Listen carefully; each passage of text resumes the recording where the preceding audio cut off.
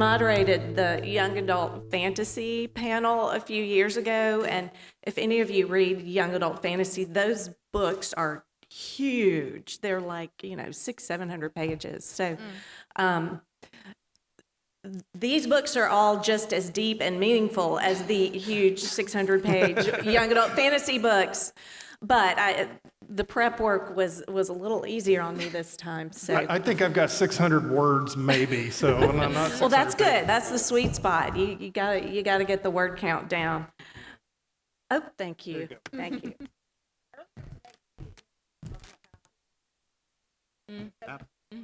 Mm-hmm. Yeah, because there's pictures. And thank you for saying that. And also thank you, Kate DeCamilla, for saying that, because I think a lot of people think because picture books are short, they're really easy to write. And in a lot of ways, they're the hardest because every word has to count. And it's like poetry, but you also have to have a whole story in very few words. So it's a very tricky kind of book to write. So with that, I'll start. My name is Sara Francis Hardy. I'm the moderator, so you're not going to hear a lot from me except in introductions, and I'm really hoping this panel's going to do most of the heavy lifting. I am an author illustrator of 4 published books. My newest book that I illustrated is One Mississippi. As you all know, we adopted a new official state flag in 2021? And then in 2022, our legislature adopted a new official state song. We also had a problematic official state song, go figure. It was adopted in the 1960s. So the legislature adopted a song by a singer-songwriter who lives in the Mississippi Delta named Steve Azar. And he contacted me about illustrating his lyrics as a way to get the new song and the new flag. I mean, y'all, come on, baby steps, right? But to get it to as many Mississippi children as possible. So we have been doing lots of school visits. The book has a lot of educational materials that go with it. It talks about different things in our state that, we can, parts of our history, things we can be proud of, and it's been a very rewarding project that I'm really proud to be part of. So that's my latest book. But we are going to talk about the books of our panel, and I apologize for reading off of my iPhone. If any of you here are writers, I brought this folder. I did all this prep work for this interview, and I thought it was my questions and their bios, and it's my revision notes for a book I'm working on. Amazing. Relatable. Not super helpful, right? But, thankful for technology, I've got everything on my phone. So what I'm gonna do, this is how this is gonna work. I'm gonna introduce everyone, and then after I do the introductions, I would like for each of you to just give me a quick, tell me what your book's about. And then I'll ask you some questions from then, and I'm hoping it'll be a conversation. I'll save some time at the end for Q&A, but honestly, if you have something on your mind that pertains to what we're talking about right then, I don't think it's, unreasonable to raise your hand and ask if it has to do with what we're talking about. I would never say that to a group of kindergartners because they'll say, I have a cat, or, but I think this group can handle it. All right, so let's start. Marshall Ramsey, who you heard his beautiful broadcaster voice as you were coming in. I thought, well, I have to sit here and talk after Marshall's made this beautiful delivery. But Marshall is an editorial cartoonist. He is an editor-at-large at Mississippi Today. He is a 2-time Pulitzer finalist and Southeast Emmy winner. He also hosts an award-winning radio show for Mississippi Public Radio. He's authored and illustrated several books, including Banjo's First Adventure, Banjo's Dream. Ramsey and his wife have 3 boys and a dog named Pip. And we are going to talk about his newest book today, Saving Sam. Yes? Saving Sam, yes. Saving Sam. Then Alan Wells is next. Al is an author, a mechanical engineer, and a native of Jackson, Mississippi. He believes in fostering safe literary spaces for young readers to explore and understand the world a little bit better. He crafts narrative sanctuaries where readers feel empowered and worthy of their existence. When Alan isn't writing, he's traversing around the world, assessing and designing and building engineering systems, as you do if you're a picture book writer. Yeah. So he has written the book called It's Pride, Baby. Danté Places Blues is the book we're going to talk about today. And I believe, did it just come out? In July. In July. And you've got another book coming out next year. Is that right? Yvonne Clark and Her Engineering Spark. Ooh. And you live in Virginia, Northern Virginia. But you grew up in Jackson, correct? Yeah. Next, we've got Heather C. Morris, who is the author of multiple stories for kids, fiction, nonfiction, picture books, and middle grade. Her newest book that really isn't even out yet, Trunk Goes Thunk, and they did a printing for the book festival, and it is beautiful. I have read the PDF of it, so this is actually my first time to see the physical book. So prior to writing full-time, Heather obtained her Bachelor of Science in Biology, her Master's of Science in Molecular Microbiology. She spent more than a decade working in NASA laboratories, designing experiments that flew on the International Space Station and conducting equipment tests in extreme environments. So, incredible. And then Mary Annaïse Heglar. Mary lives in New Orleans, and she writes about climate change and environmental issues, not only books, but essays and publications like New York Magazine, The Nation, Rolling Stone, HuffPo. I mean, you get it.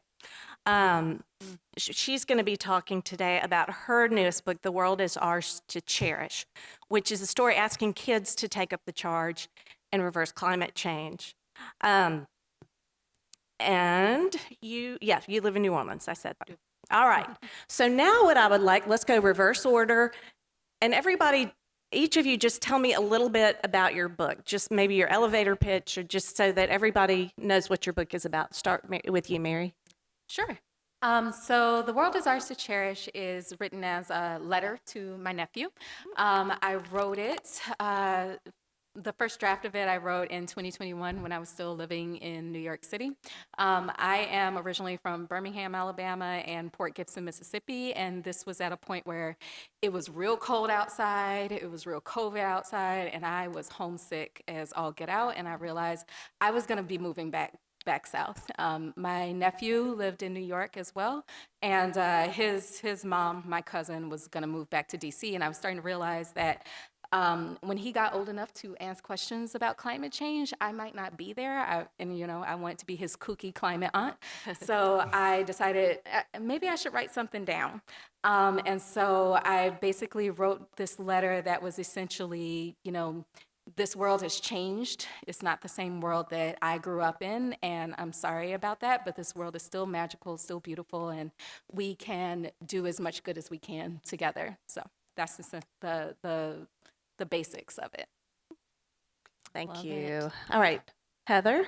Yes, so Trunk Goes Thunk is a lyrical nonfiction look at the way that forest animals repurpose fallen trees as log bridges.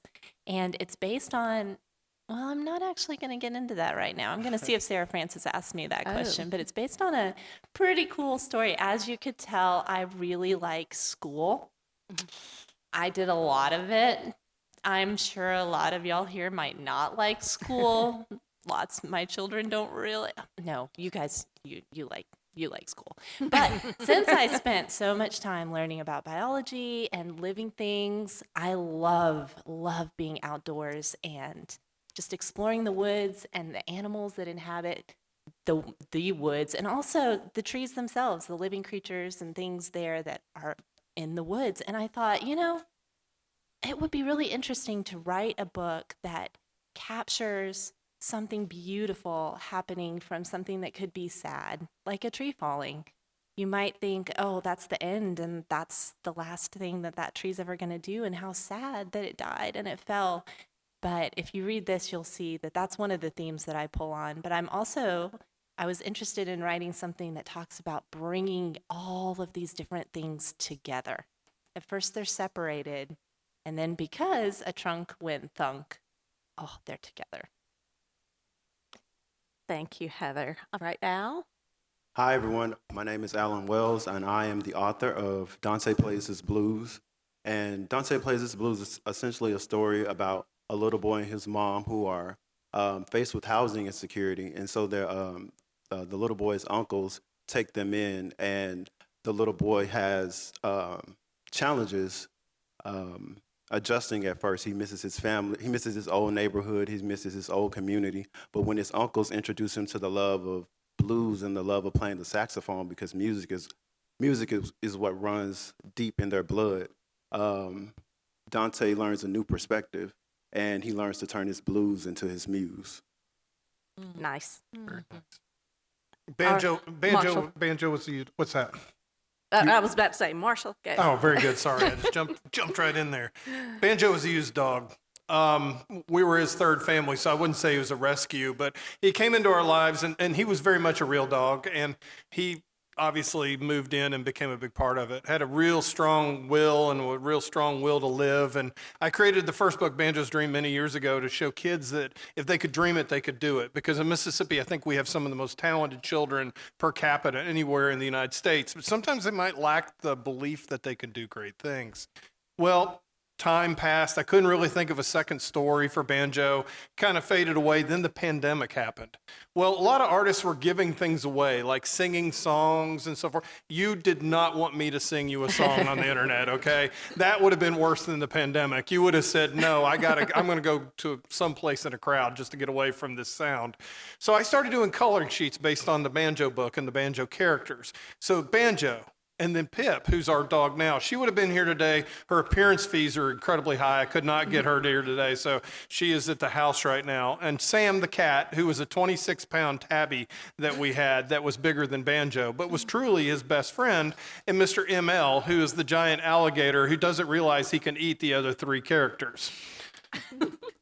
I created this over 3 years, over 1,000 coloring sheets based on that. And I was talking with Michael Ferris Smith, the fantastic author, about this. I just interviewed him, and I said, I think I've got an idea for a book. And he said, do it.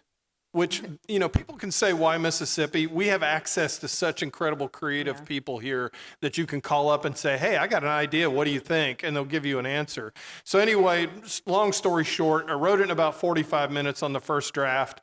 Neil White picked it up. We were able to put it together. I was able to, by the way, I knew an illustrator, so I could get it done for free. So I saved a little bit of money on that. But the funny thing is that Banjo in the first book was the hero and was able to do everything on his own. In this book, Banjo learns very quickly that he needs help from other people. And I think during the pandemic, we all learned that we needed each other. And this book is actually a love letter to that fact, and the fact that families can come in all shapes and sizes. Nice. Thank you. You're welcome. Okay, so now I've got just some individual questions, and, if anybody has some, chime in, but I am going to leave some time at the end. So Mary, you answered one of the questions I had. So your book, you are the narrator, and you're saying to the reader, you. And so you said it was a letter to your nephew. Mm-hmm. But it's really, which that's, on the micro level, but on the macro level, I mean, you're charging you, all of you to take action. Can you talk about that? And can you talk about hope? Because I know a lot of things about climate change seem hopeless. And you did a good job with your book having the element of hope and also a charge to the reader. Mm-hmm. Yeah, well, I think what I hope comes through is that by the end of the book, you has turned into us. Mm-hmm. So as I wanted to be very careful about not putting the burden of fixing climate change, because that's not a thing we can do. We cannot fix it. We can learn how to live in a new world, because there's no going back once you've changed the world this much. But that doesn't make the world unlivable. That doesn't make the world hopeless. That doesn't make it, a lost cause. So I wanted to be very clear, speaking to my nephew as his aunt, that we will do this together, that you're not going, I think the line is actually in there, you're not in this alone, or you won't do this alone. Because I think that is something that creates a sort of abandonment feeling among young children. They'll say like, oh, the next generation will fix it, which is just incredible dereliction of duty as older generations. And as much as it is a letter to my nephew, it is a letter to all children. It's also a letter very much to our own inner child. So as I was writing it for my nephew, I realized how much some of the words were things that I needed to learn, or that I needed to hear. And so, yeah, I also wanted to be very careful in writing this, not to pretend, not to shy away from the scary reality of climate change. It actually is scary, and I do think it is possible to have conversations about scary things with children. We talk to children about monsters underneath their bed. We talk to children about tornadoes. We talk to them about hurricanes, right? But if you tell them about this scary thing and tell them, this is how you protect yourself. These are the people you go to when you're scared. That makes it a lot less scary. It makes it more manageable, right? Like I having grown up in Birmingham and growing up in Mississippi, these are places where disasters happen. These are places where there are tornadoes that can happen at the drop of a hat. And I imagine if someone had just told me these are tornadoes and they come and this is what they do, that would have been terrifying to me as a child. Instead, I was taught, you go to the place where there's no windows, you protect your neck, you do, like, these are the things that you do to protect yourself. And then it's like, okay, now I know what to do. We can do that with climate change. And so that was my goal with this. Yeah, thank you. And thank you for all you're doing. And I do, that's the call to action does, and children a lot of times are helpless, and you leave your reader with things to do. And then again, that sense of community. All right, Heather. So similar environmental theme, really. And your book, you take, something that seems sad, like you said, the tree falling, but then you give us hope and you show us how that can actually be a good thing. When I read it, the first thing I thought was, it's the anti-giving tree. Because y'all know that poor tree in the giving tree. It's just a sad little stump at the end, and the main character has just used him up and used him up and used him up. I'm going to say something that might not be popular, but I don't really like the giving tree. Oh, I can't stand it. I can't reason. stand it. So I feel like you have fixed it. This needs to be, instead of buying the giving tree as a baby gift. Vegetables. Yeah, this message is much better. It's much better. So I know. can you talk? Well, yes. Well, and I'm actually, I felt like you probably didn't, given your love for the tree in this book and your respect for the tree.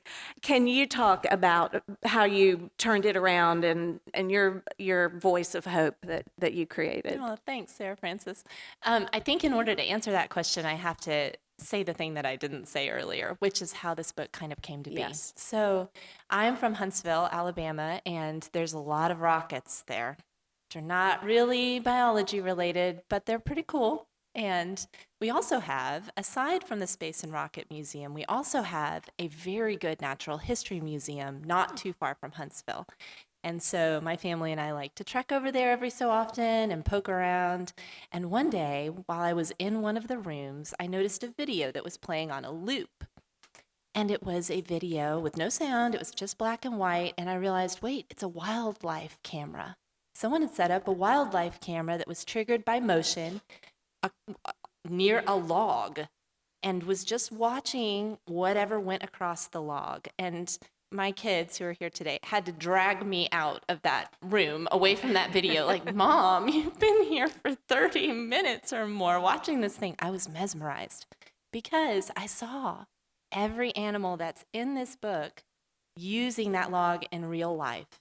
And I just thought, that's beautiful. That's really neat. I had no idea they did that. And I've, again, done biology and things like that for a long time, but I had no idea. And there are some animals that you wouldn't imagine would use it, like ducks. They can swim. Why are they walking across the log? But they do.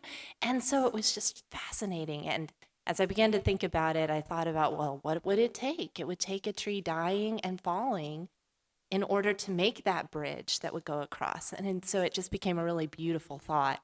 And so I loved that, but it took a long time to think about exactly how I was going to put all of that together in a story. All right, so Al, again, you have a story of hope, and then rather than nature, your main character is redeemed with music. And so can you talk a little bit about using music to embrace sadness and how you came up with that? Oh yeah, definitely. So the story actually came about when I was reading an article in Time magazine, and this was like back in 2011. So it's gonna be a while to write this book.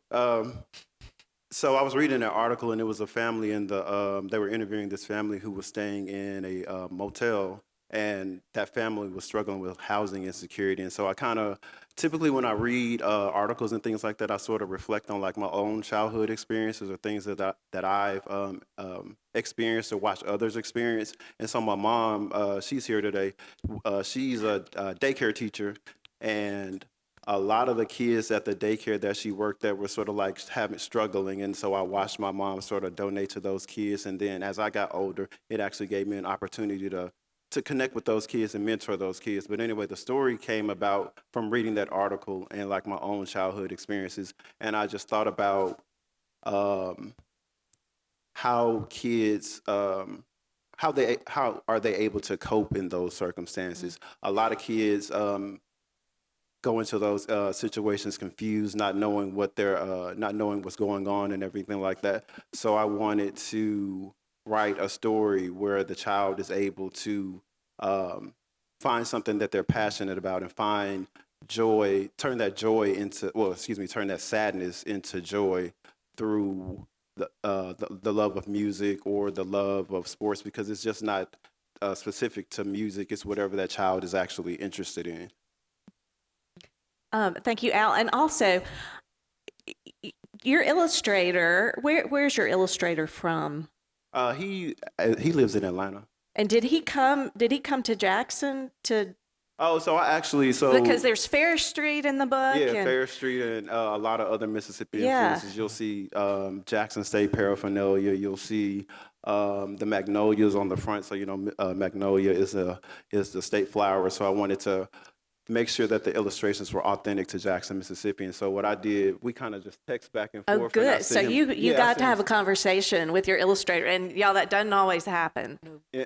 So he actually he contacted me on Instagram. Nice. So typically, I think in the new generation of like illustrators and authors, they like silently reach out to each other on social media Yeah. and say, hey, what do you think about this? And so I've had like other illustrators that have done the same thing.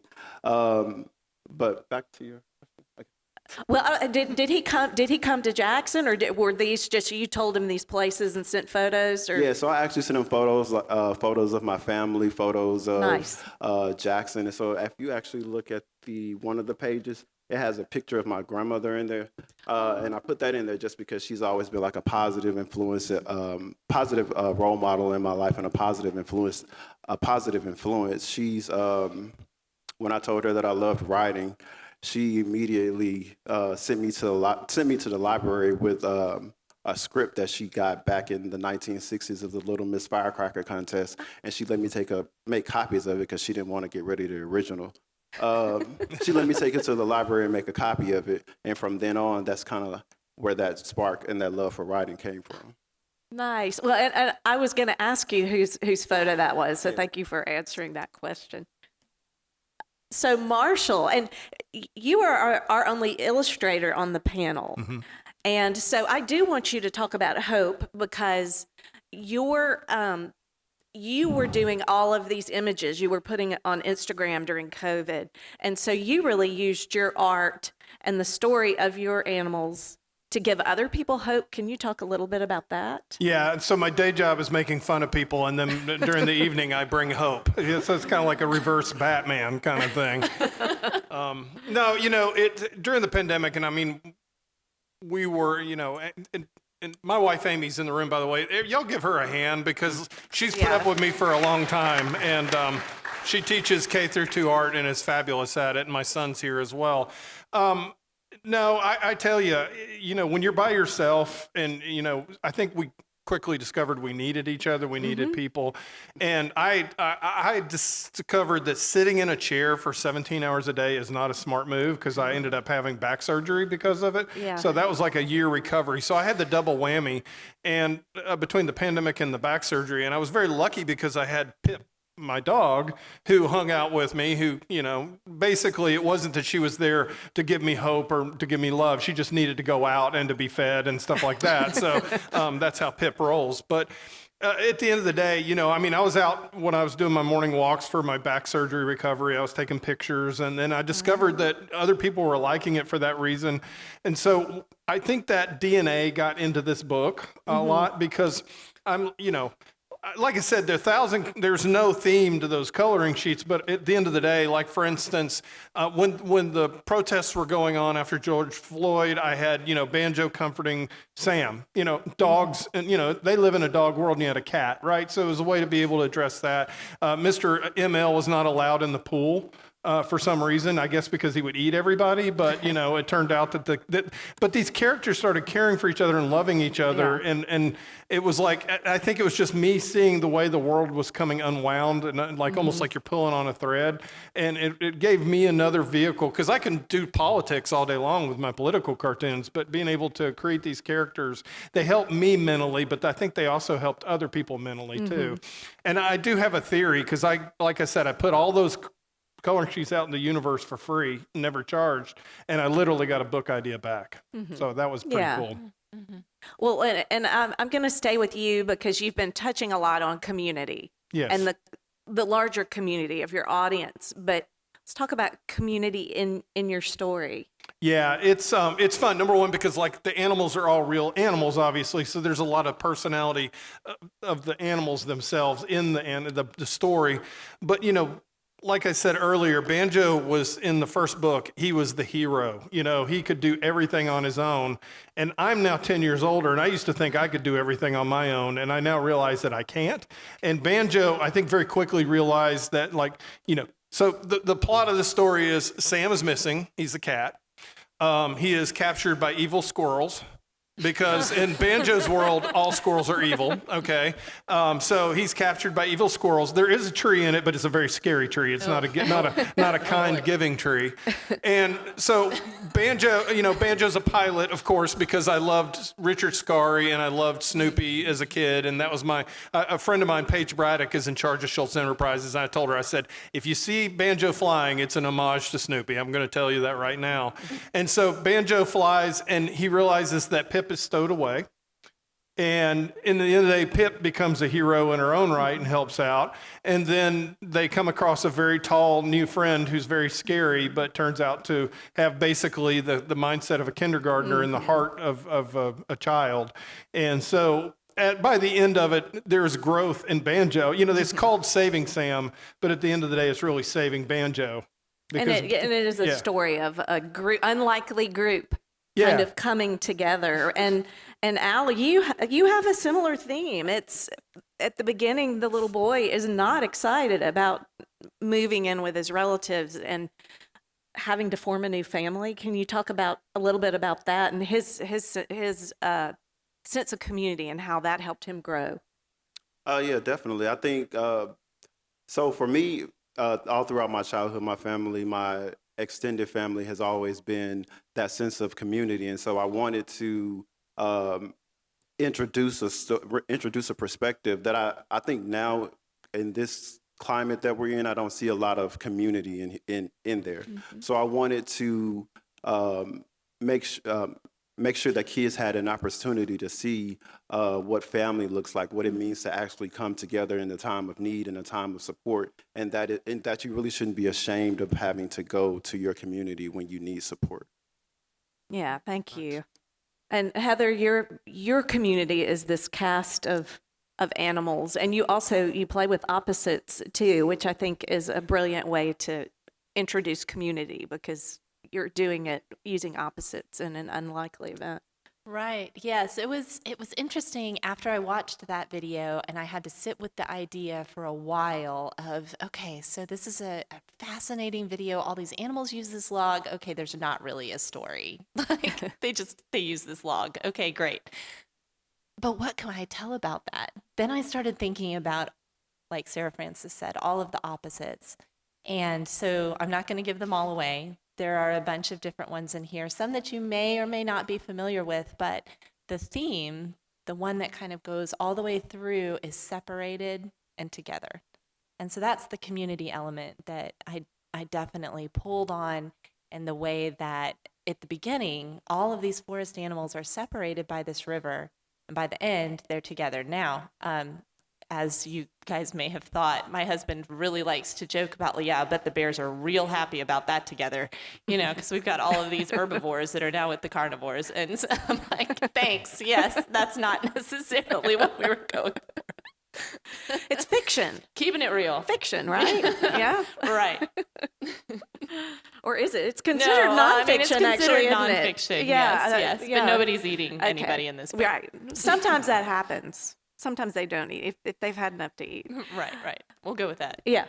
So Mary, talk about community in your book too, because it's a theme in your book as well, community, and it's not just one of us. So can you talk about that?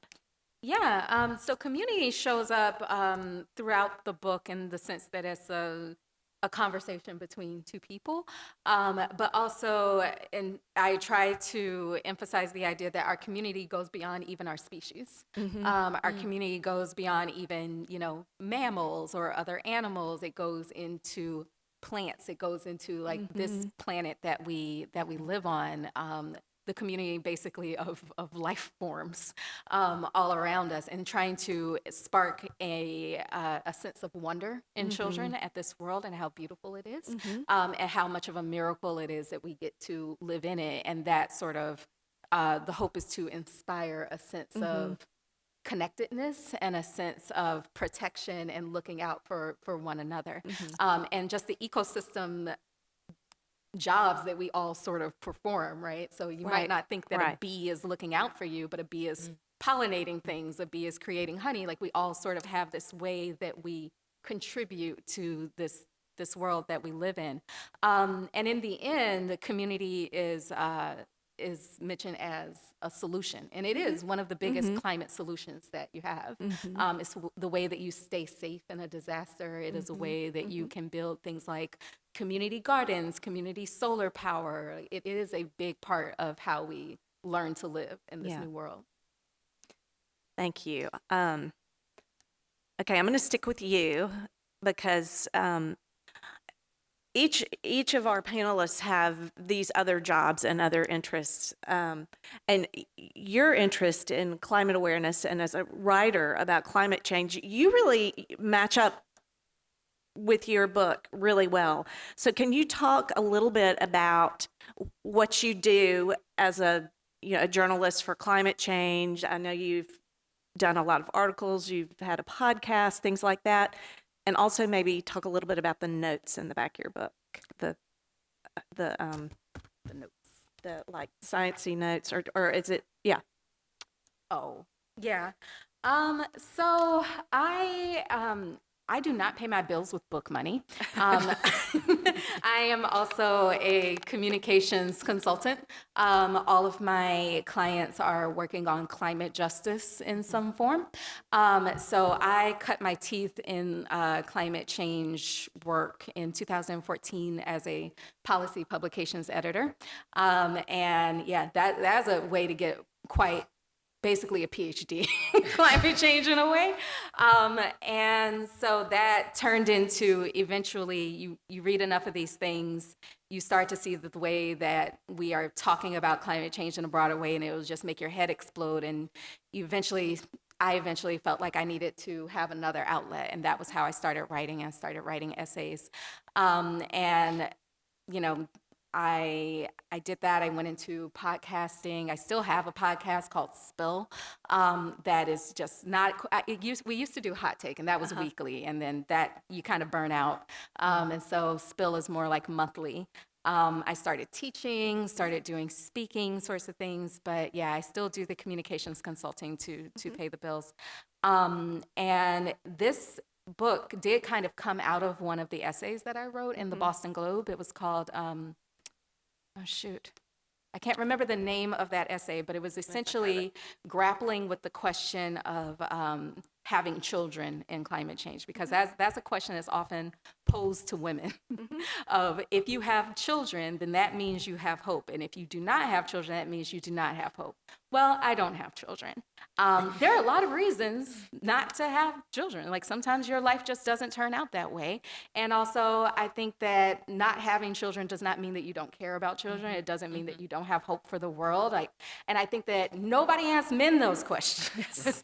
Nobody looks at a man without kids and says, he's given up on the future, right? Nobody looks at a man with kids and says, oh, that's a selfish thing to do for the climate. People have all these sorts of weird ways that they assign your personality and your outlook on the world on your womb as a woman. And so I wanted to write a story that was basically like, no, I don't have children of my own, but I have children in my life, and I want children in my life. And I do very much love and care about the children on this planet. I don't know if I'm going to have kids, but this is the way that I see the world and the way that I want to be part of the world with them. Nice. Thank you. Thank you for that. All right, Heather, a molecular biologist, is that right? Yeah, yes. So tell us about work, and do you still do work as a biologist? Right, And, okay. and that also it really informed your book, I'm thinking, Very much right? so. Okay. Yes. So growing up as a kid, this is something that I loved talking to kids about, because whenever I was 8, 9, I realized I loved two things that seemed to me to be very different. I loved to write. Even then, I would write stories and all kinds of things, poetry, but I loved science. I loved science too. And that never changed all the way through high school and then in college. And I was a strange biology major that was constantly in the English department taking all these English classes, and they didn't know what to do with me. And I was just like, look, I like these two things, but eventually I had to choose one. And so for a long time, I chose biology, really leaning into that and pursuing that. So I got to work in some laboratories, like Sarah Francis mentioned, and got to do some cool stuff with astronauts and all kinds of things like that, which was very great. But I don't do that anymore. Just recently, I actually set all that aside so that I could really focus on writing, because I'd never given up on that either. All that time that I was doing the science, one of the things I found out whenever I was in science was how much writing was involved. You are constantly writing proposals, you're writing grants, you're writing journal articles and essays, and it's a very different kind of writing, but I liked it. And I did that for a long time, but even then I was writing fiction, and I was writing poetry and nonfiction and other things. And so finally, a few years ago, I began to dip my toe into writing, not science writing, which is similar but different. And now, 100% I've focused on just writing for kids. So you guys are the best audience. Shh, don't tell your parents. All right, our engineer on the panel. So I want to know. I want to know what you do as an engineer, and did it inform writing for children, and how you took that step? Yeah, definitely. So I've been practicing engineering for a little bit over 10 years now. I am a mechanical engineer, so I essentially design HVAC systems for buildings. Nothing special. No, that's very important. Yeah, About to say you're in the nobody South. else does that up here. And so under the contract that I'm working under now, I actually travel around the world, and we assess biosafety and infectious disease laboratories. And so a lot of the stories that I write are actually have sort of a STEM tie-in. I also focus on like social emotional as well, but a lot of the stories that I write do have like a STEM background just because of my love for engineering. I wouldn't say I fell into writing, because I've always enjoyed writing ever since the second grade. I don't know if anybody remembers like the composition notebooks, the marble composition notebooks. My second grade teacher, she gave like all the students in the class composition notebooks, and me like being an introvert. I mean, I'm nervous up here right now. So, but being an introvert, I always gravitated towards writing my feelings down and writing how I felt and writing stories and things like that. And so as I matriculated through my educational career, I just continued to pursue writing like along with my engineering classes and my math and science classes as well. And your book that comes out next year is Yvonne Clark. Tell us just a little about that. Oh yeah, so Yvonne Clark and her engineering spark is about my college professor at Tennessee State University. She was an aerospace engineer for NASA. So she was an aerospace engineer for NASA. Then she was also the college professor in the mechanical engineering department at Tennessee State. I wrote that story just because she was a little girl who loved building and fixing things around her home, and that turned into this spark. That spark turned into her designing and building engineering systems for NASA. So I wanted to really just show kids that whatever you're interested in your youth, that can turn into that passion can turn into a lasting career. All right, so thank you. So Marshall is a political cartoonist. I know a lot of you know that, and I can see how it informed your book. Can you tell us a little bit about how? I mean, that's a different kind of storytelling. Yeah, first of all, can you imagine being on a panel with a person who individually is going to solve climate change, somebody who's like working with astronauts, and with a guy who's probably going to end up splitting, creating hydrogen fusion, and, oh yeah, what do you do for a living? I make fun of people. So, it's like, no, I mean, I do okay at it. Don't get me wrong. I mean, but yeah, my passion for making fun of people when I was 8 turned into a political cartooning job. So, no, I tell you, I've loved stories from the time I was a kid, and and a credit to my mom and dad. I told my dad when I was 8 that I wanted to be a political cartoonist, which I grew up in Georgia in the 70s with Jimmy Carter. And I really loved politics. My family sat at the dinner table. We talked about things. And I loved opening up the paper and seeing Jimmy Carter with big teeth. And so I walked up to my dad and I said, I want to be an editorial cartoonist. And so my dad looked at me and he said, and you're going to be the best one ever. Now, this is the same man. Nice. When I told him I was the only 2-time Pulitzer final in Neyland Stadium, he said, and I'm the only other person who cares. So, you had to take Dad with a little bit, but that was the exact right answer for a kid to hear, was that, he lit this fire in me that made me want to become a storyteller. Mm-hmm. And, you can probably ask Amy, I'm really good at embellishing things. So, I've just got a gift at that. But the editorial cartooning is what brought me to the dance. It brought me to Mississippi, which I think is absolutely the greatest place in the world for storytellers, because we have so many great stories to tell. Some of them good, some of them bad, but at the end of the day, it's the grit and the oyster that creates the pearl, right? And that pearl is the art that we create in this state. And so, like I mentioned earlier, Banjo and Pip and Sam and Mr. ML all became characters that over time, they became more than 2 dogs, a cat, and an alligator. I was able to, and we're in this time with AI, right? So literally AI can pretty much do what all of us in this panel have done in probably about 35 seconds. Not well. No. But not well. There'll be, let me finish that on that. There'll be 6 fingers on the drawings, I'm about don't to get turn me off wrong. your mic. But here's what it can't do, and this is where I think Al's exactly right.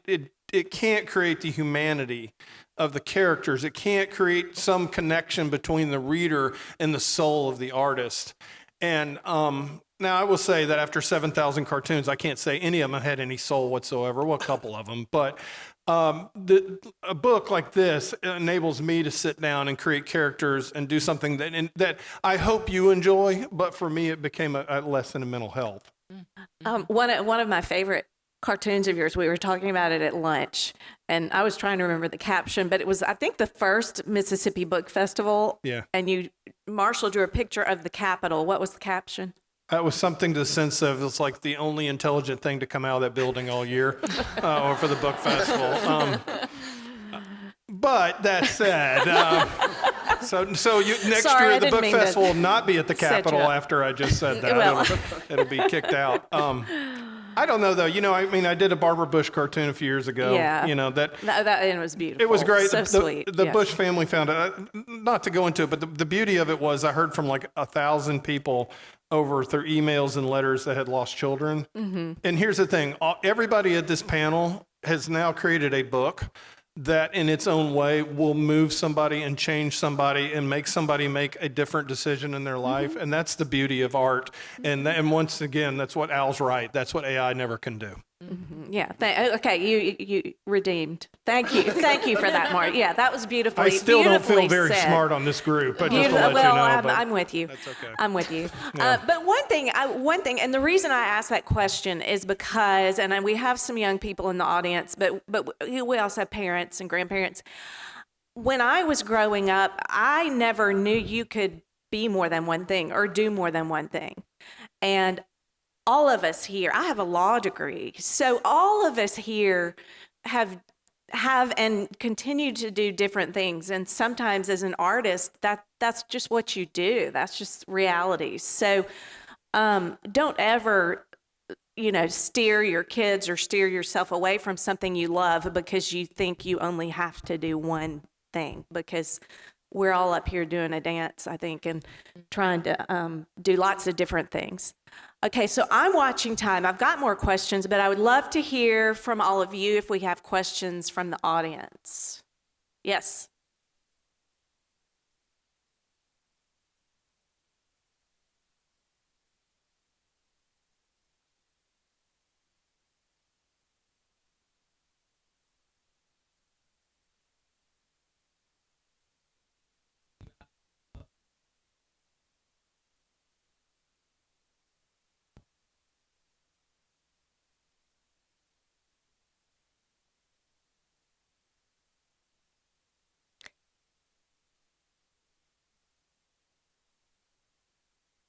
That is a great question. So I'm going to just repeat it quickly because I think we're being recorded.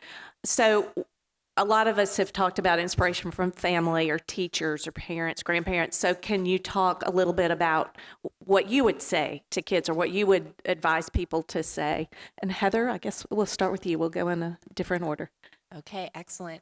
Yes, I didn't mention them, and I really should have, because my parents were incredibly, and are influential and supportive in all the things that I did. And as I mentioned, I was balancing, and still to a certain extent, am balancing multiple different things. But for a long time, it was this love of science and love of writing. And they really did an amazing job of just verbally encouraging me, like just saying all kinds of encouraging things. This looks really good. Your writing was really inspiring or moving, making sure they read almost everything I said in front of them, which was a lot. So, and that too, that's what I was going to say, the actions that back up the words, continually affirming, but then also reading all of these things, which y'all, they were not good, but they took the time to do it. And sometimes they'd give me some good, honest feedback, but in a really kind way. And that made me feel special too and important. And like, yes, I take the time to care that you're going to get better at each of these things. Al, what did you get do you have some good advice for parents? Yeah, definitely. So I think I want to go back to my children's picture book that's coming out in January, Yvonne Clark and Her Engineering Spark. One of the things that her parents always told her is, if you want it, you will it. So that kind of stuck with me through that research. And then also just reading how her parents interacted with her. They knew that she had this love for building and fixing things around the house. And so what they did was made sure that they connected her with people who were in those areas. So for example, she wanted to be a mechanical engineer. She thought that in order to fly planes, she needed to be a mechanical engineer. So her parents knew Tuskegee Airmen, and so they actually connected her with Tuskegee Airmen, and they sort of mentored her, and they actually let her take over the plane and fly the plane when she was like 16 years old. So I think one of the things, again, like if you want it, you will it, but then also if even if it's something that you're not familiar with, go out and look for it and help your kid understand it and understand it in a healthy way. That's good. Yeah. And what I'm hearing is from the parents or teachers is like, oh, respect for whatever that specific child is into and trying as best as they can to nurture it. And Mary, do you have some thoughts on it? Yeah, I think I'm, in agreement with what's already been said. Basically, they've got a hobby, they've got some like weird interests, esoteric interests. Explore it with them. I went to the Piney Woods School, for those of you who've heard of it. It's outside of Jackson. It's a Black boarding school. And 3 of my teachers were just here earlier today, and I'm just reminded of how many times I was like, I would find some little new rabbit hole to go down. They were like, yeah, sure, let's go down that hole. Let's see what's down there, right? And it's like, I got really interested in Toni Morrison. They were like, okay, here's all of her books. Let's write some essays. So, and that really stuck with me. All that like indulgence and encouragement and feeling like you had a partner going down this new road was really, really helpful. Nice. And Marshall, do you have a teacher or parents? You talked about your dad, but Yeah, no, I mean, I think number one, if you know somebody believes in you and cares in you, it's easy for you to make mistakes because Right. you It can doesn't have to be get back perfect. up off the ground after you Right. make them because it's not personal. You're not a Yeah. failure. You just and the only way you're going to learn to grow is to make those mistakes, right? So I mean, and like I said, I mean, my mom was an art teacher. My dad was owned a gas station, and that was his dream. And frankly, they kind of taught me indirectly that way. They believed in me. I mean, I graduated from college, worked as a custodian for a year, and they kind of hung with me on that. And they sat and watched me give my speech at Millsaps a few years later. And Dad said, "You're the first person I ever knew that knew what they wanted to do at 8 and did it. And I'm really proud of you." So that Nice. was nice. Yeah. But and I had a teacher in college. I got a 95 on a test, and she looked at me and said, "You can do better than that." And every time I would come up to Tennessee to go speak, she'd be in the audience taking notes about my speaking, and I saw her at the end of her life. I did a drawing and she was in it. And I said, "Dr. Julian, I just want to let you know you were my favorite teacher. You pushed me. You believed in me before I believed in me." And I said, "You were my favorite teacher, and I know I was your favorite student." And she said, "You weren't." And I said, oh, really? Who is your favorite student? And she said, "Peyton Manning." And I said, I'm okay with that. So, but the bottom line is mom and dad, grandparents and whatever, just believe in your kids. And if you see the talent, like mom, I mean, mom was an art teacher. She didn't teach me, but she gave me paper and crayons and opportunity. And so that's why I'm sitting up here on this panel today. yeah, and that's a good point too, creating the opportunity. Like, if you have a kid who's into science, go to the science museum. I mean, just make the world available. All right. Another question. Yes. Annette? Love it. Yes.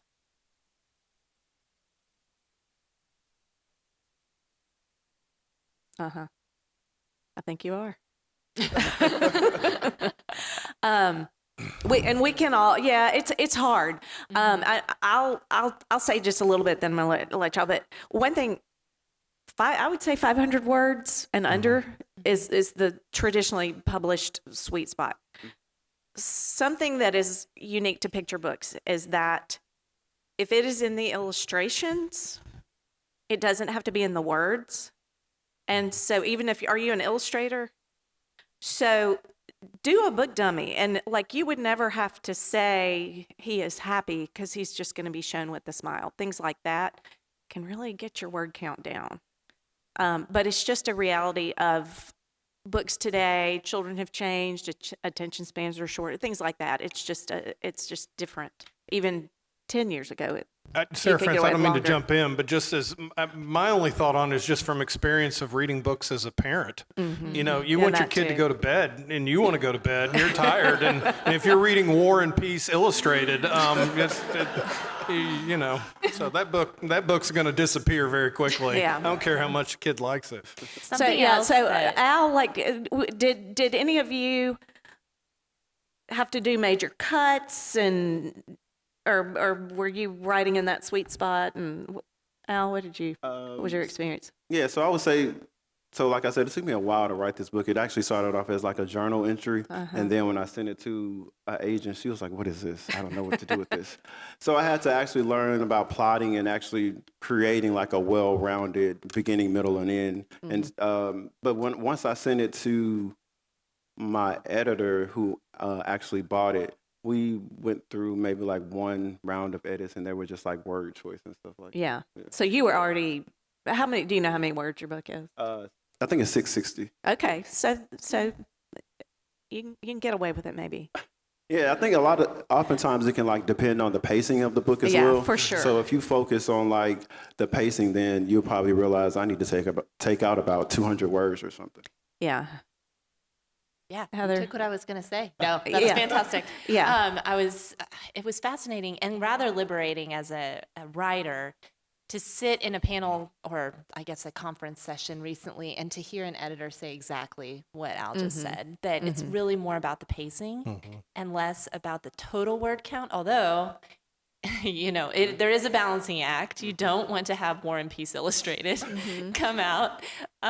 So for me, this one, it was just always short. It just was. I think it's about 180 words. And I never really, well, that's not true. If you look on my computer, the revisions, like the different versions that I wrote are incredibly different. And there are a lot of them before I got to the one that I eventually sent to my editor. But similarly, we really didn't do too much change. And it was considerably shorter than the first draft that I wrote. How about you, Mary?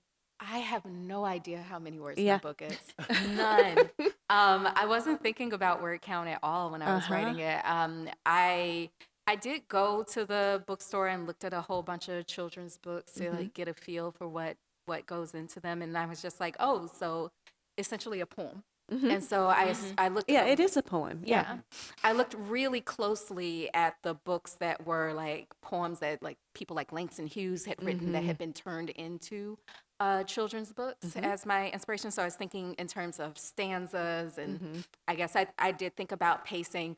When it got time to do revisions, like I think the biggest conversation, I won't even say, fight I had with the editors were around basically wanting the resolution of the book to be climate change reversing and like all the things that we've lost looking back. And I had to have a hard conversation with them of like, well, that's impossible. Ain't gonna happen. And I can't lie to children. And so, but that really speaks to just how many people don't know that. Right, How poorly the story of climate change has been told, because so many people are afraid of scaring people. But the thing is, we can do scary things. And with children, it's not like they knew what the planet was like in the 70s. They weren't here. And they weren't here in the 80s. They don't know what a stable planet like necessarily looks like. This is the planet they know. And so inspiring a sense of wonder in that. But yeah, to get back to the question about word count, I don't know where the sweet spot is, like at all. Will you hold up your book, because you match, and it's your dress. I mean, it's like perfect. You need to get your picture taken with your dress. What's funny about this is that Boston Globe essay that I mentioned. They did an illustration that was like a little black boy wearing a red shirt, and he's surrounded with like this tapestry of stuff. And the book was published, and then like I went back and looked at the Boston Globe article. It was like, wait, Whoa. did they know? They didn't. Oh, this is a surprise. I didn't know. They took the inspiration from that. Neat. Yeah. Very cool. So I don't know if we gave you a good answer. Have you ever heard of SCBWI, the Society of Children's Books Writers and Illustrators?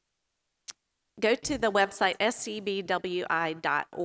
It's a great, anybody here, Margaret's a member, anybody here who is interested in writing for children, it really is a great organization. They have conferences all over the country, and they have a lot of resources that answer a whole lot of just logistical questions about the children's book world, and it's a really good resource. And there's also a man named Harold Underdown, and he has a really great informational website. I think it's the Purple is it the purplecrayon.com or .org? Right. But it's Harold Underdown, the Purple Crayon. That's another really good resource and it's a rabbit hole, so give yourself a lot of time to go through both of those. All right. Are we good? We're done. We're done. I'm sorry. I thought we'd have time for more questions. Thank you all. This has been wonderful. Y'all are a great audience. And how about this panel? This is incredible.